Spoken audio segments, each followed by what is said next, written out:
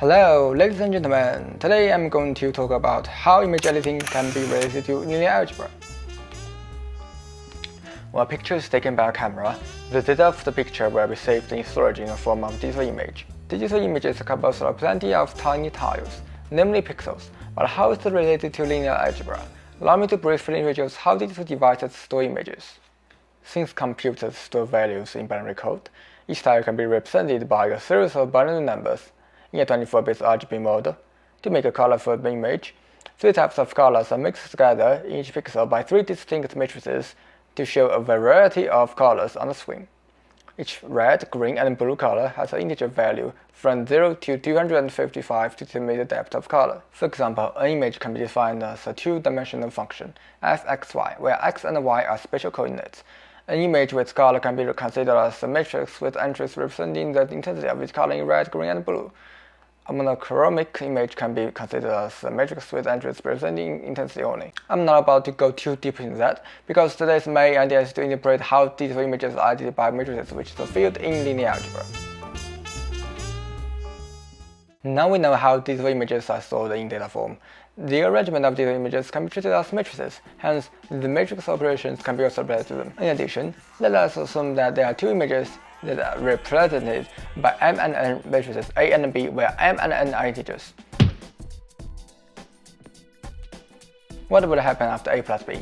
We'll see the overlap of 2 images. Let us also define 2 m by n matrices A and B, where m and n are integers. Instead of addition, what will happen after A minus B? You will see that the background of A is removed. We have done subtraction, now it's time for the multiplication.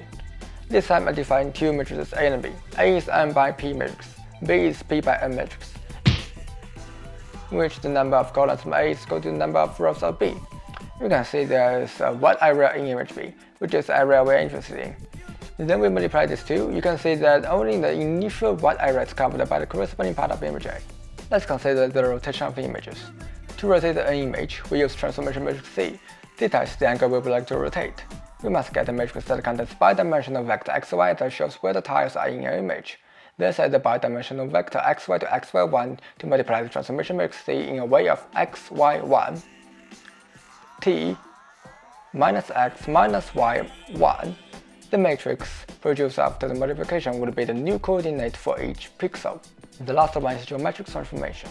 To scale an image to a point xy, following elementary operations are required. The composite transformation Tc can be calculated by the equation Tc equals to tx1 y1 times ssx sy times t minus x1 minus y1. The effect is shown below. Similarly, to rotate an image to an arbitrary point, we just replace the matrix S with the rotation matrix like Tc equals to tx1 y1 times rot theta times t minus x1 minus y1. The effect is like this. Alright, those are some operations from digital images that can be done through linear algebra. In general setting, we can use some programming languages to create images and analyze them. Then use the matrix operations to edit the images. Although nobody will do it anymore because there are a profuse amount of software for the UI to let users do such editing, such as Photoshop. However, you need to know this knowledge to develop this kind of software. There are more operations I have not introduced, for instance, edge detection for digital images. For more information related to this topic, you can Google image processing and linear algebra. There are some websites that contain more information regarding this topic, like napecode.com. Thanks for watching this video. I will see you next time.